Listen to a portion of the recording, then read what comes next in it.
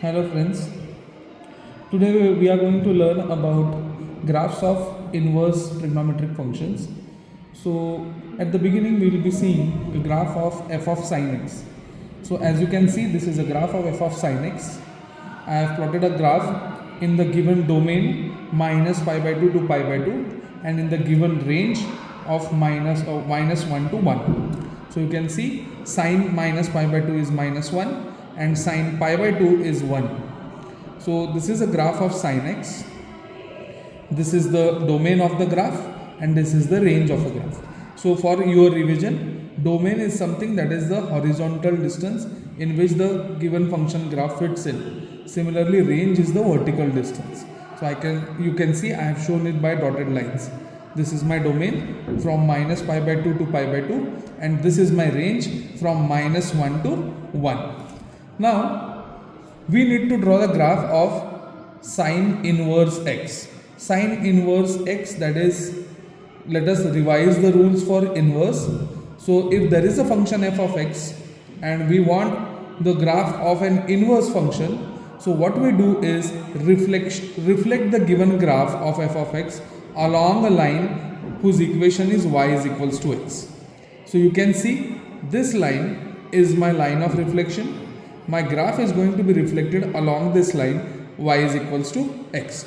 So to do it, I have made a stencil. So I am placing the stencil on the graph. Now as you can see, this is the graph of sin x. This is my domain. This is my range. This is my graph of sin x. Now this is the reflection line. Now let us try to reflect the graph and get a graph of sine inverse x. So I am going to reflect it about the line y is equals to x. So I am going to reflect this graph along this line. So see, in this manner. So now the new graph becomes like this. I have reflected it about the line y equals to x. Now as you can see, this is the new graph. So as compared to the old graph, you can see my new graph has changed its domain and range now. So now this is the graph of my sine inverse x. Now you can see the domain of initial sine inverse x has become the range of sine inverse x. So the domain of sine x has become the range, while the range of sine x has become the domain. So you can see minus 1 to 1 is the domain of sine inverse x and minus pi by 2 to pi by 2 is the range of sine inverse x. I'll show this to you again. See, this was my original graph of sin x. Sine inverse x is reflection along the line y is equals to x. So when it gets reflected, see here I have marked here the domain. This is the domain of sin x. This is the range of sin x.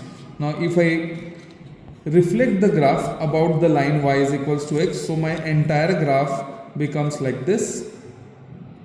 So see, this is my new graph in black, which you can see. This is the graph of sine inverse x, and now you can see my initial domain and range has got interchanged. So I hope you have understood the graph of sine inverse x. Now similarly, you can do it for cos inverse x and tan inverse x as well. Thank you.